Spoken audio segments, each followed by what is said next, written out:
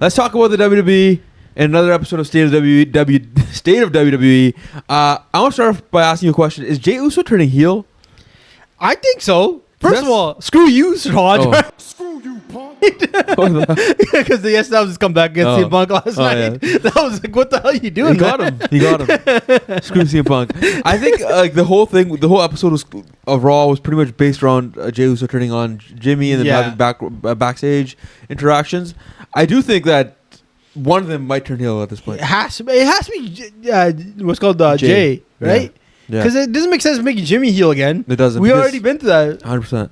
And I feel like this, I don't know if Triple H is like paying attention. It doesn't seem like it's working. It seems like it's like boring as hell. Like I think his entrance peaks, and then after that, there's no interest really. Just run it back. That's it. That's it. It's like he's more of a mid-carder with the entrance than anything else, right? There's no... The in-ring stuff is mid. He blows up during matches.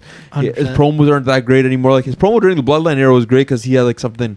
Felt like his heart was in it, where now it's like, he doesn't really have anything to say. Yeah. Can't really talk as well as his brother or anybody else in the ring. I think the way they've been setting it up, like, with him and Jimmy in the background, in the backstage area, it seems like somebody's got to switch up, right? Yeah, someone has to switch up. And I feel like he's either taking on the Roman Reigns role where he's kind of manipulating Jimmy. He's like, hey, yeah, we'll figure this out, man. We're brothers, don't forget. Yeah. He's kind of using him in a way. Like, he stabbed him in the back last week, and now he's going to be like, yo, you got off my back. Yeah. You're the only thing I got. And he's going to manipulate the situation just like Roman Reigns did. Where I can see Jimmy doing the opposite. I saw somebody on Twitter say that, I think like... somebody else who covers WWE, I think Sam Roberts is his name. He talked about how he thinks Jimmy's the one that's turning heel. Because he thinks Jimmy is the one who, maybe not even heel, just becoming like the Bloodline hunter. Because Jacob Fatu got taken out last week. And he thinks, he's saying maybe it's Jimmy who took him out. Okay. And then Jey Uso gets taken out. And then Roman Reigns is the final guy. Because he doesn't want the Bloodline to come back like it was once did, right? Yeah. Because how dysfunctional it was, how it only ran through one guy. And Roman Reigns and Jey Uso probably want the Bloodline to come back. Because they're running things back then. They're running things back in the day. So I can see that happening. But I feel like Jey Uso fits better as a heel because WWE does need one of their main event guys to be heel. Yeah. I also feel like it's like WWE's lacking a lot of things right now, and a good heel is one of them. 100%. And I think we'll get that when Gunther comes back, obviously. But like, I feel like they gotta pull the trigger on Jey at least becoming heel, because like I feel like what else is like. But then I think that Jimmy also, that like you talking about that Jimmy thing all makes sense too, because are they really gonna make him turn heel with that entrance and like all the heat, like all the fan interaction he gets with the entrance? Yeah, and the kids and the kids and everything, right? Like I just feel like they're not gonna turn the money that he's making for the company into him to turn heel. Yeah, I kind of feel like he's like, and he's just establishing himself as a more of a face right now. So maybe they do another Bloodline reunion where he's running the family business this time. Instead, and he's the head of the table, and Jimmy finally falls in line. Maybe that's the angle they're building towards. Maybe everybody turns back to heel. Who knows? If we get a rerun of the Bloodline, I wouldn't be mad. I just hope they do it right and do it properly. The other thing is, speaking of the Bloodline, Sami Zayn's title run ended. Yes, and it was great too because like a lot of people, we saw a lot of talent be put over, and now Ilya Dragunov is a perfect guy to beat him. Yeah. I think that run was perfect, and he's the best guy to take the belt away from because his in-ring ability is so great, and it's a great way to get him over with the casual fans in a way, because he's obviously elite, and then you put him in matches with guys like Aleister Black and Carmelo Hayes probably at some point. You have so much other talent lined up for him to go out there and perform with every week, and it allows Sami Zayn to elevate himself into the world title picture that he's supposed to be in now. And I'm guessing he's going to be somewhere I think you know what? This is an early prediction. I think he's going to win the Rumble. That's just my opinion. I can see it too. I think he's going to... I think it might be like a whole Fatal 4 Bloodline 2000 WrestleMania 2000 match. Right here. Oh, that'd be wild. What the hell? That's the Fatal 4 Bloodline match? The head of the table, Sami Zayn wins? Because the head of the table is WWE champ. That would be something. That would be entertaining. But back to Ilya Dragunov. I feel like, you know what? The good thing they're doing on SmackDown is keeping the U.S. Open Challenge open. Yeah. Doing, right? Yeah. Because that's the only thing that's keeping both Raw or SmackDown watchable right now. Because it helps with the storyline too. Like I like the Aleister Black guy and Zelina Vega entrance, by the way. Yes. Side note. And then Damian Priest coming into that match just to push their storyline even further. Like that's probably one of my favorite parts about the Open Challenge is how other people try to step up, but then they get pulled down by somebody else or they get screwed over by somebody else. Yes. It's been used as a great way of telling stories on the show, and then having a great wrestling match every week too. Yeah, because you know what? Every single time, every wrestler's like, accepts the open challenge, is a great wrestler. Yeah. Like it's like Melo didn't really get much of a chance. He got that one chance early on. Yeah. But like we talked about Dragunov, we talked about Aleister Black, we talked about the young guy from NXT, Javon. Right? Yeah, Javon Evans. Yes. Like look at all the talent we got to see because of this open challenge. I think it's just like it just makes it better because now I think this gives them that opportunity again, just like it did back in the day for all these NXT guys that are coming up to make their debut on the show, and the people who are lost in the shuffle too on SmackDown or Raw to jump over and get a chance at winning the belts or even putting on a show, making a name for themselves. Speaking of champs, Braun Breaker, we know that he's eventually going to become champ. You know what this whole Jey Uso CM Punk match starts reminding me of? When I think last year when Becky Lynch won the Battle Royal to become world champ, and then she eventually lost the belt to Liv Morgan. That's what it reminds me of in a way, because I don't think they want to, for whatever reason, I think they want to build up Braun Breaker and then give him the title in a way. Give him like a moment. Like, but then I feel like it was different too, because like winning the title in a Battle Royal for Liv Morgan wouldn't have done much for her. I think beating Becky Lynch was huge.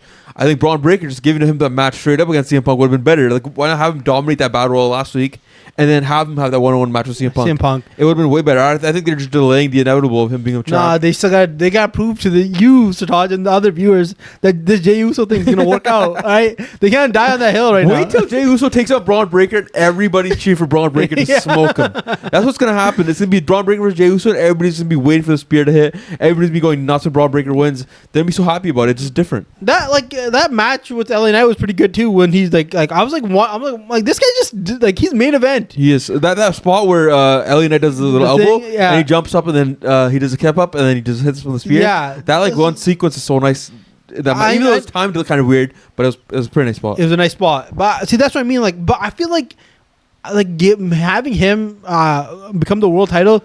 Saturday Night Main Event doesn't seem like the spot to do it at, because I feel like you want to get the most eyeballs on him becoming the champion. Yeah. I kind of feel like Royal Rumble or Survivor Series or WrestleMania are the three options you got with those ones. I think WrestleMania is a perfect spot to like crown the next champ, but it's also like a good way, given like Roman Reigns when he won the WWE title or the Universal title as the head of the table.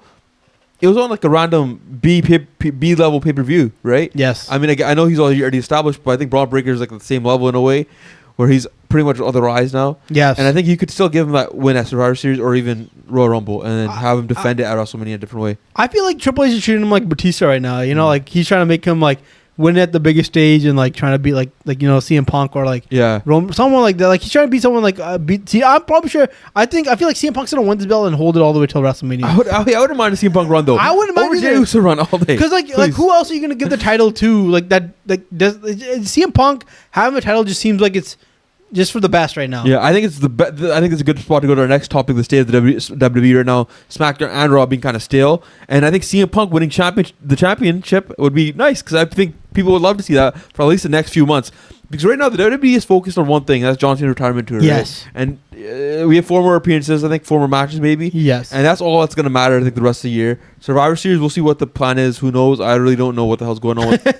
I thought it was going to be the Wyatt Six versus the MFTs. I don't even think that's happening. I don't know what's happening with that. And there's so many things up in the air with that pay per view on its own. But I do think they need something. Right now it feels like you said before, it feels like a filler episodes we're watching. Yes. It also feels like you know how in Game of Thrones or in Breaking Bad those episodes where they're just like building the story out still. Yeah. It feels like we're watching that sometimes, but then you're hoping that the end goal isn't like the end of Game of Thrones, like the last season of Game of Thrones. You're hoping it's like every other season where they pop off at the end. You're like, oh, that was amazing. That was worth all that wait. Yeah. All this little character building. Like season 7 of Game of Thrones. Because I think after WrestleMania 40, it was kind of a reset, right? Yeah. And the reset's been going on for like a year and a half now, where we're not really seeing what the hell's going on. Yeah.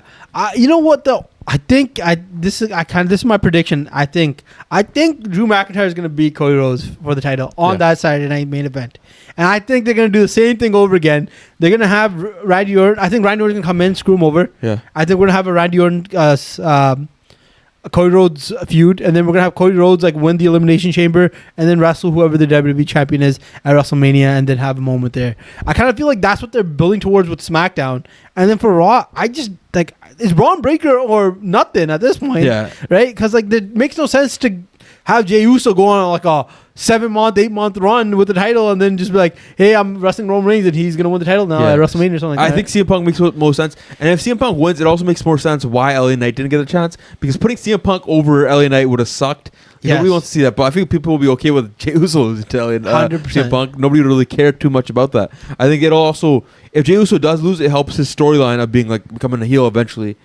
Down the road. I think they do, like you said, they need to figure something out, because SmackDown, like there's like little things that are going good in my opinion. Like I think Asuka's doing well on SmackDown. Bayley and Becky Lynch, those two are doing really well on Raw, on the women's side, and then Raw, Jade Cargill had a switch. Sorry, SmackDown, Jade Cargill went heel. There's a few things that are going right. Ilya Dragunov, and then you have the Aleister Black, Damon Priest storyline. There's like a few things, but the main event scene, it's like we're still kind of in limbo right now. We need to know where the hell we're going. That's which is like kind of ironic, because usually most of the time the main event scene is always usually the good part. Yeah, it is, and everything else sucks. Yeah, but I guess like the other thing I had a concern with was like now would be the chance to like experiment, would it not? Like like with different titles. That's why I think when we were growing up and we would watch wrestling, I liked when they JBL had the title. Yeah, for 8 months. 8 months. Yeah, exactly. I'll never forget.